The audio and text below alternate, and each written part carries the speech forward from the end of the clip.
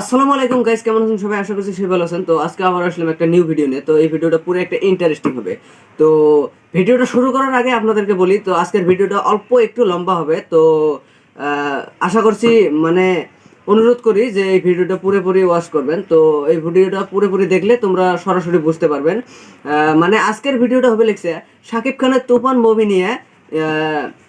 নায়ক ইমন সরাসরি শাকিব খানের তুফান মুভি নিয়ে কি আলোচনা করলেন। তো তো এই মূল ভিডিওটা উল্লেখ করার জন্য তো আপনাদেরকে আজকে মানে একটু অনুরোধ জানাই যে নায়ক ইমনের বক্তব্যগুলো একটু শুনে যান। শাকিব খানের তুফান মুভি নিয়ে কি বললেন, তো সরাসরি শাকিব খানের তুফান মুভি এবং চঞ্চল চৌধুরীকে নিয়ে কি বললেন, তো সরাসরি আপনারা না দেখলে হয়তো বুঝতে পারবেন না। তো আজকে এই ভিডিওটা নিয়ে আসলাম।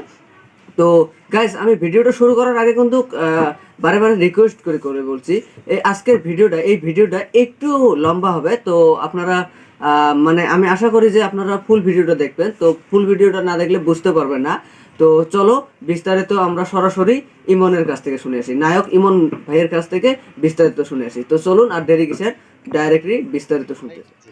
চঞ্চল ভাই যেখানেই কাজ করেছেন সেখানেই আলো ছড়িয়েছেন। উনি জাত অভিনেতা, ওনাকে কোনো জায়গায় আপনি বাঁধতে পারবেন না যে আপনি এটার মধ্যে এই ফ্রেমে থাকেন। সেটা মঞ্চ হোক, টেলিভিশন হোক, একদম মোবাইলের বা বড় পর্দা মানে ওটিটি হোক বা সিনেমা হোক, যেখানেই তিনি গিয়েছেন তিনি তার প্রমাণ রেখেছেন। আর এটার একটা বড় হচ্ছে উনি নিজেকে ধৈর্যের সঙ্গে বেঁধে রাখতে পারেন যে আমি ভালো গল্প, ভালো পরিচালক ছাড়া কাজ করব না।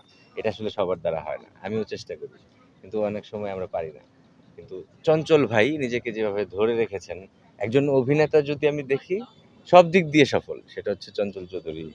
আমাদের মোশাররফ ভাইও দারুণ, সব জায়গাতেই তিনি আলো ছড়িয়েছেন। আর সাকিব ভাই তো সাকিব ভাই, যেহেতু বললাম ডেফিনেটলি মানে ওনারা দুজন একসঙ্গে হচ্ছেন, এটা একটা ভালো লাগার। আর সময়ের সবচেয়ে নির্ভরযোগ্য পরিচালক যদি বলি রায়হান রাফি, তুফানের মতোই তুফানের বেগে ছুটবে আমার মনে হয়। আমিও অপেক্ষায় আছি যে সিনেমাটা দেখবো, ভালো কিছু হবে। সত্য ঘটনা না মানে আসলে সেটা তো আমরা ছবি দেখিনি যে তবে সেই জায়গা থেকে আমাদের সেন্সর বোর্ডের অনেক সীমাবদ্ধতা রয়েছে, আমাদের ক্রাইসিসেরও সীমাবদ্ধতা রয়েছে। দেখুন, আমরা অনেক সময় বলি যে পাশের দেশে কোনো বাইন্ডিংস নাই। পাশের দেশের মানুষের মধ্যে যে দেশপ্রেম আছে, আমার মধ্যে ওই দেশপ্রেম আছে কিনা সেটাও আগে দেখতে হবে। আমি সিনেমা দেখে ইন্সপায়ার্ড হই, ভালো কাজের প্রতি হই না, নেগেটিভ কাজের প্রতি হই, সেটাও আছে।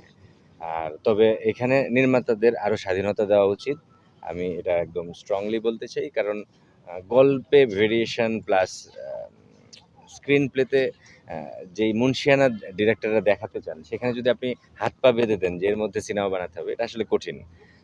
সিনেমাই, তবে দর্শকরা যারা এটা দেখে যেন ডিমোটিভেটেড না হন, তারা যেন দেশকে মানে সামনের দিকে রাখেন, এই তাহলে আর এই সেন্সরের ঝামেলাগুলোও থাকবে না একটা সময়।